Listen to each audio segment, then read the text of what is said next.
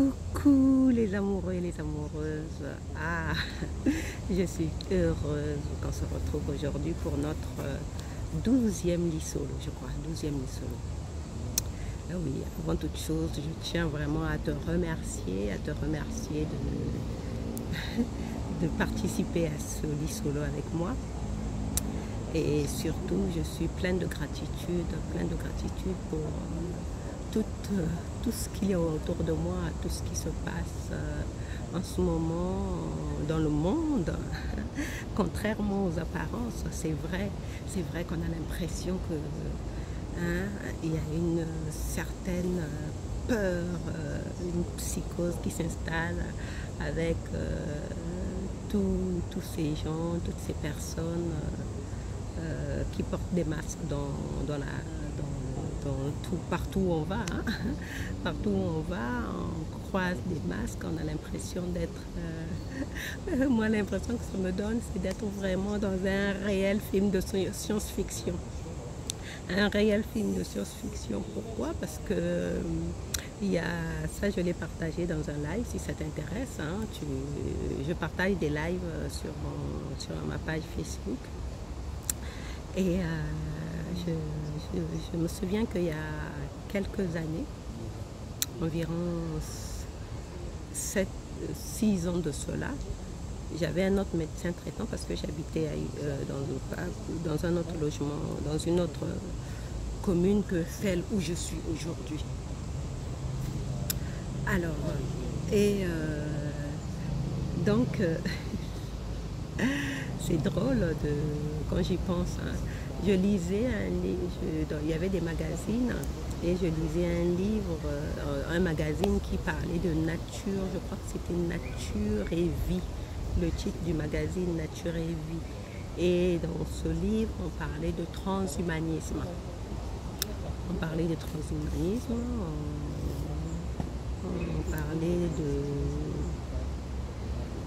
de cette idée totalement futuriste, et pour moi ça relevait vraiment de la science-fiction où des hommes étaient moitié humains et moitié robots. Donc pour moi c'était une création pure et simple. Je ne pensais pas que ça pouvait être une réalité. Pour moi ça relevait vraiment de la fiction. Et aujourd'hui, quand je vois autour de moi toutes ces personnes masquées, je me dis oui, c'est pas une fiction, c'est vraiment la réalité.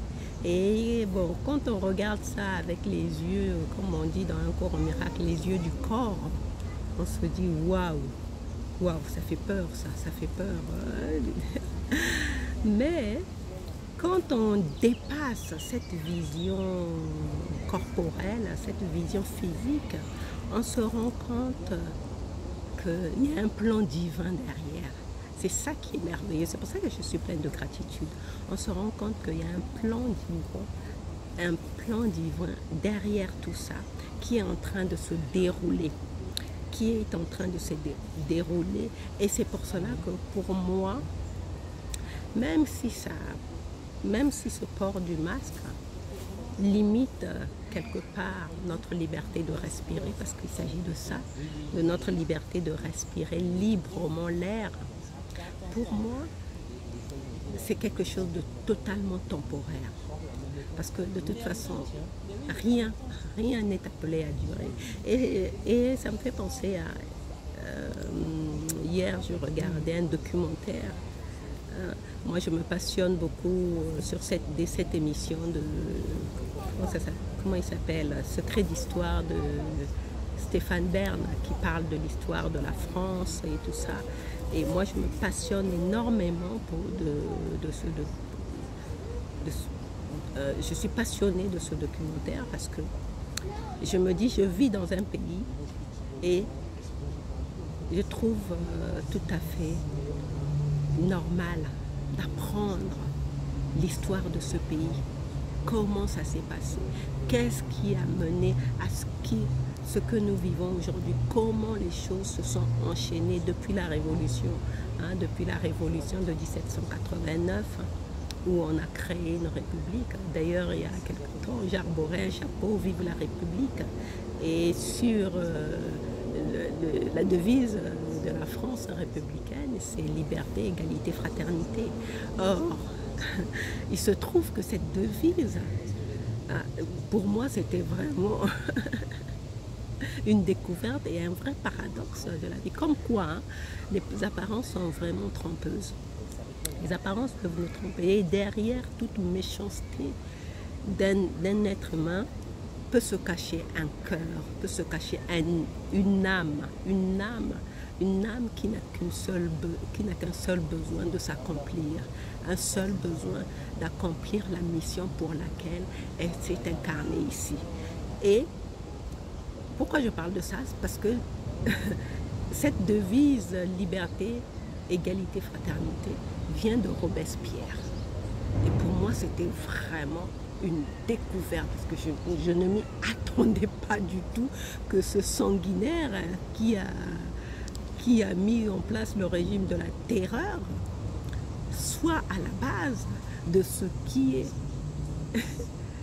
la devise de la France qui défend la liberté, l'égalité et la fraternité. Pour moi, c'est un grand paradoxe. Mais quand je me mets sur YouTube pour choisir les émissions que je vais regarder dans ce thème, dans ces documentaires que présente Stéphane Bern, hein, Secret d'Histoire, quand ça parle de ces gens-là, que ce soit Robespierre, que ce soit Napoléon, que ce soit tous ceux que nous connaissons comme ayant été des dictateurs, ça ne m'intéresse pas de les regarder parce que pour moi, un dictateur, ça reste un dictateur. Et pour une fois, d'ailleurs, il y a 2 semaines, j'ai regardé l'histoire de Napoléon aussi pour comprendre pourquoi cet homme a tant passionné les gens. Et là, hier, curieusement, je me suis dit, tiens, j'aimerais bien connaître l'histoire de ce fameux Robespierre, puisque tout le monde autour de nous semble valider cette thèse d'une dictature mondiale. Moi, je n'en sais rien, je n'en sais absolument rien. Mais puisque les informations viennent à moi et j'en parle, justement, c'est pourquoi j'ai eu envie de regarder l'histoire de Robespierre. C'est parce que une amie m'a envoyé un message, a fait un post sur les réseaux sociaux de Cyril Nick.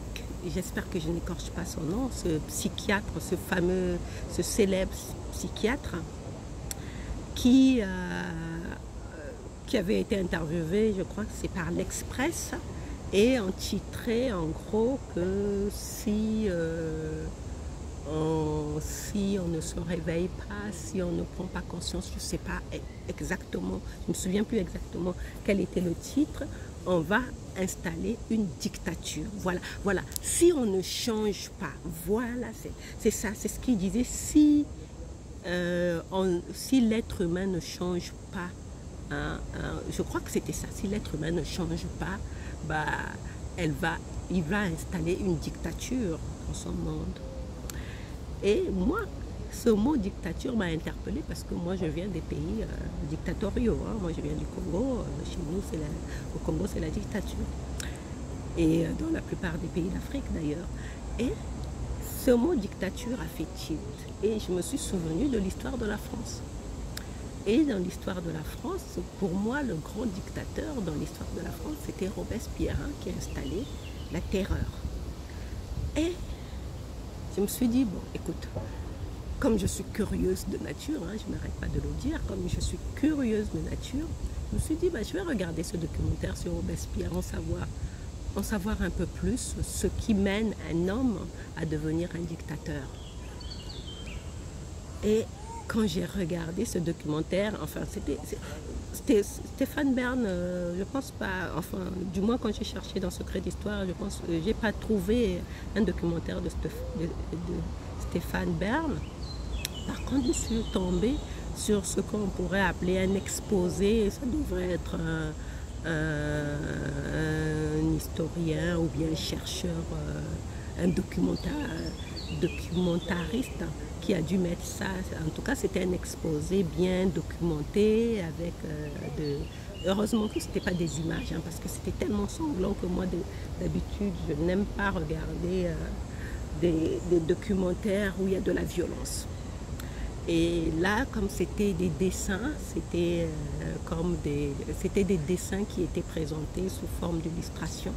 Et alors, ça racontait comment ce personnage, qu'est Robespierre, a installé la dictature. Bon, je ne vais pas rentrer dans les détails hein, de l'histoire de la terreur, du comité du salut, ou bien c'était le comité du salut, ou bien enfin, dans tous les cas, moi, ce dont je me souviens de mes cours de droit constitutionnel, de l'histoire du droit constitutionnel en France, c'est la terreur de Robespierre, et de Saint-Just et de sa bande Saint-Danton, Saint-Just et Robespierre. Et moi, dans mon esprit, le seul souvenir qui m'est resté à cette époque-là de l'installation de l'après-révolution, c'est la terreur installée par Robespierre. Or, en regardant ce documentaire, je me suis rendu compte que cet homme souffrait énormément. Il était malheureux. En plus, il était malade. Il saignait, il souffrait des saignements, hein, des saignements nasaux. Il souffrait des saignements et souvent, il était malade en fait. Hein, il n'avait pas une pensée, il n'avait pas une santé solide. Mais pourtant, il avait cette énergie, cette force pour aller au Parlement, donner des discours, dire sa vision de choses, sa vision du peuple, sa vision de la révolution. Et surtout, ce que j'ai pu noter, c'est que cet homme avait réellement de bonnes intentions. Il aimait sa patrie. C'était un vrai patriote. Il aimait sa patrie. Il aimait son peuple. Et ce qu'il faisait, c'était pour défendre son peuple. Je ne suis pas ici en train de faire l'apologie du dictateur. Hein? Entendons-nous bien, entendons-nous bien. Je ne suis pas ici en train de faire l'apologie de la dictature. Je suis juste en train d'essayer de comprendre ce qui se passe dans l'esprit d'un dictateur et pourquoi il installe. La dictature, c'est comme l'histoire de Néron. Hein? C'est pareil. Hein? C'est ça. Et j'ai pu réaliser que la méchanceté d'un être humain vient de sa souffrance. Un homme est méchant, mais atrocement méchant, parce qu'il souffre. C'est une âme en peine, c'est une âme incomprise. Et dans l'histoire de Robespierre, justement, déjà, il perd sa mère à 6 ans et son père n'arrive pas à se remettre de la mort de sa femme. Et je ne sais pas s'il se laisse aller à l'alcoolisme, mais dans tous les cas, après, il disparaît de la vie de ses enfants. Hein. Un jour, il disparaît. Je crois qu'il avait eu 4 enfants. Parmi les frères, donc, il y avait même il y a Maximilien et puis Augustin Robespierre, je crois. Oui, donc, et puis il y avait eu 2 filles. Elle, par contre, on l'a épargnée. Hein. On l'a épargnée. Robespierre et son frère, eux, ils ont été guillotinés, comme on dit, hein, qui se sert de l'épée périra par l'épée. Lui, il a guillotiné des centaines de personnes innocentes pendant ce régime de la terreur. Ben, lui-même, il a terminé guillotiné. Mais ici, je cherche pas à parler de cette fin tragique.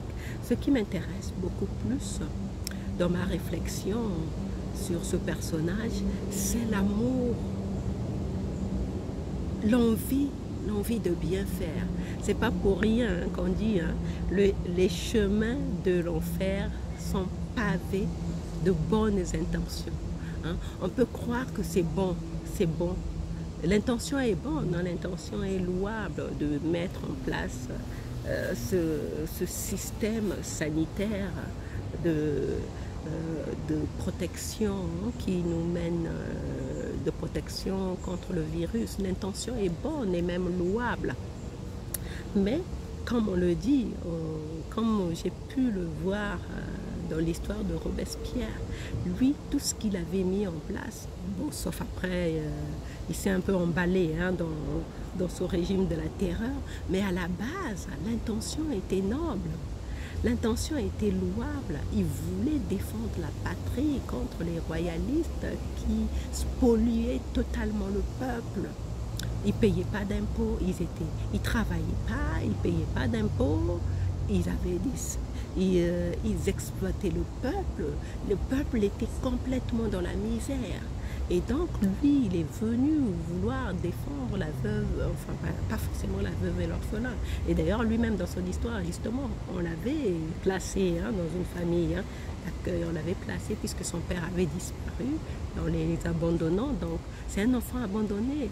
Ce Robespierre, il souffre d'une blessure, d'une grosse blessure d'abandon. Donc, cette blessure d'abandon, plus tard, justement, ces personnes qui souffrent de cette blessure d'abandon, et je pense que quelque part, cette blessure d'abandon appelle aussi la blessure d'injustice, de trahison, toutes les 5 blessures, hein, la blessure d'abandon, d'injustice, de trahison, d'humiliation et l'autre blessure, la 5e blessure, je ne me souviens plus, ça va me revenir certainement. Alors, et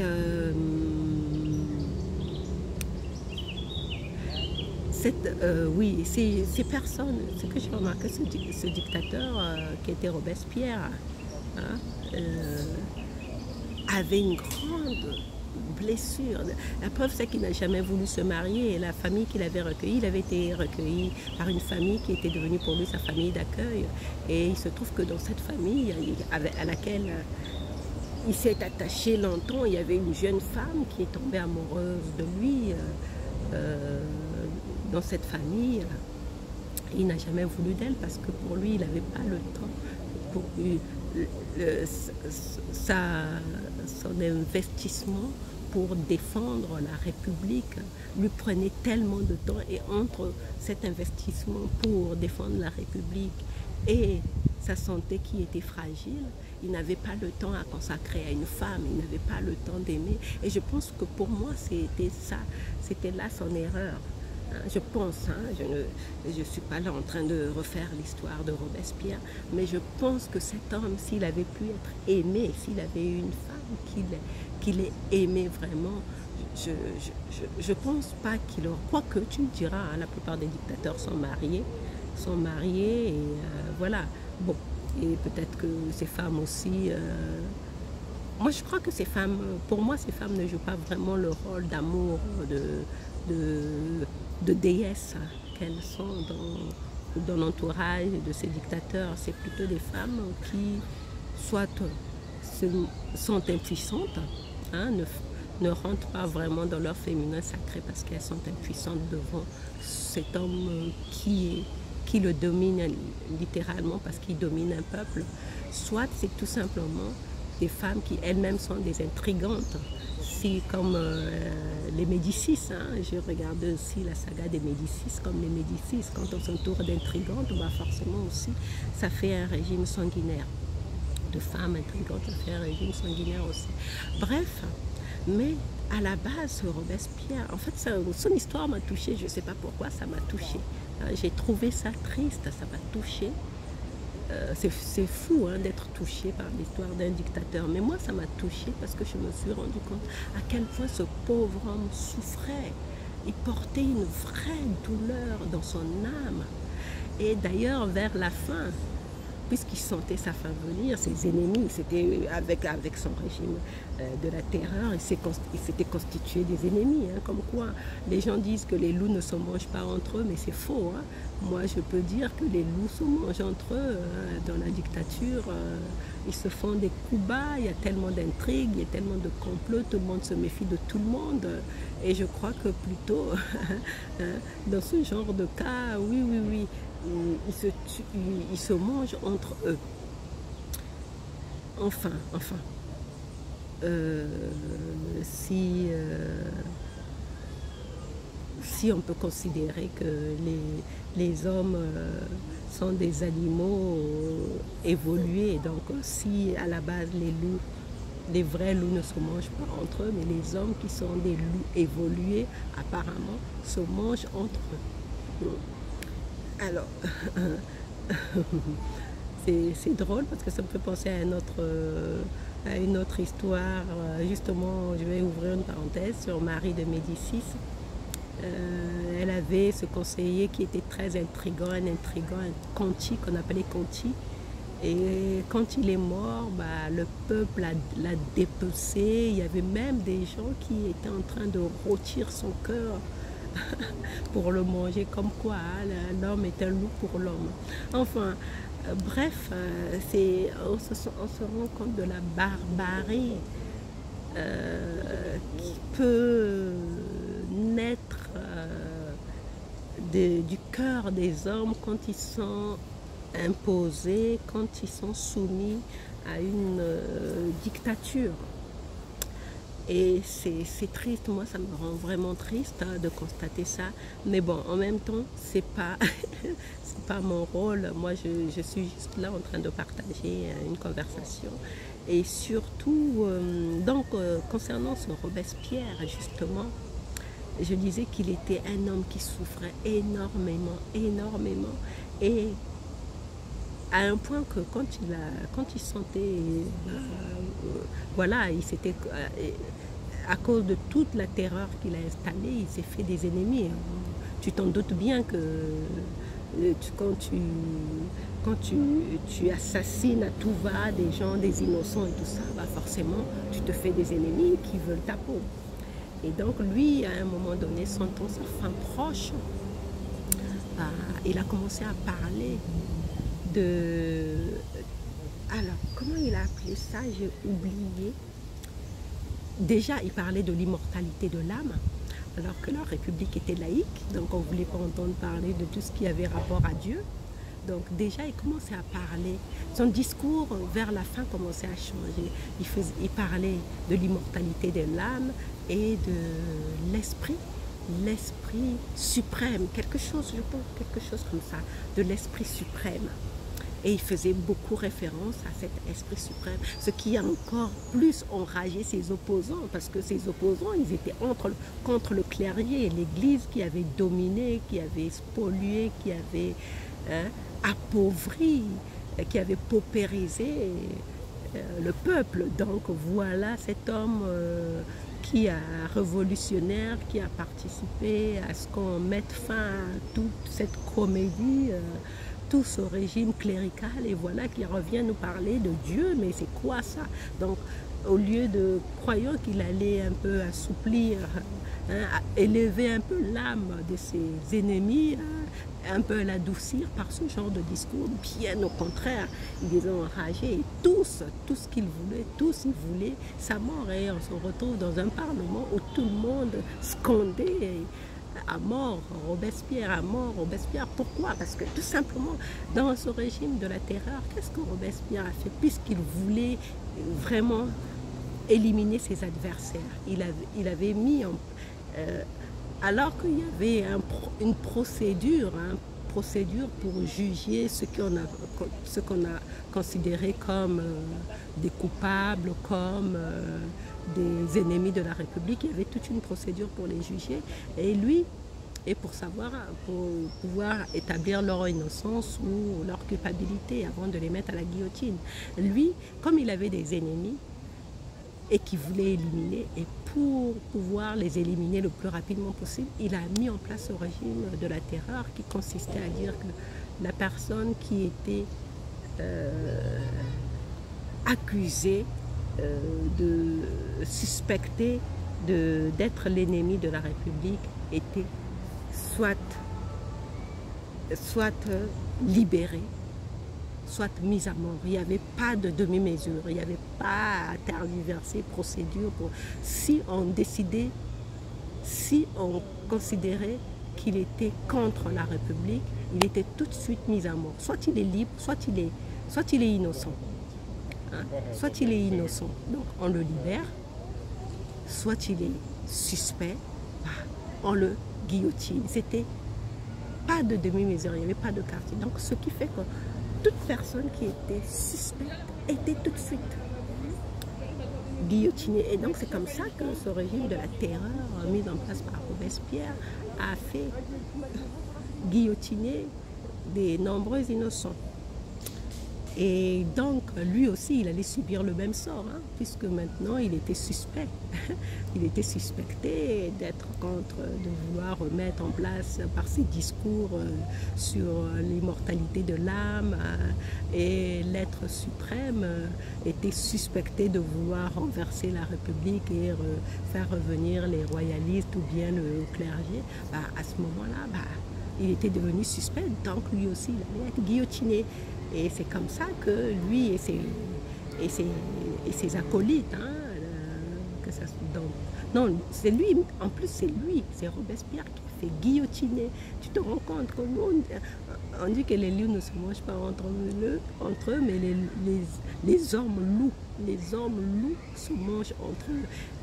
Danton faisait partie de ce comité d'après-révolution, hein, comité du salut public, voilà, je crois que c'était ça, comité du salut public.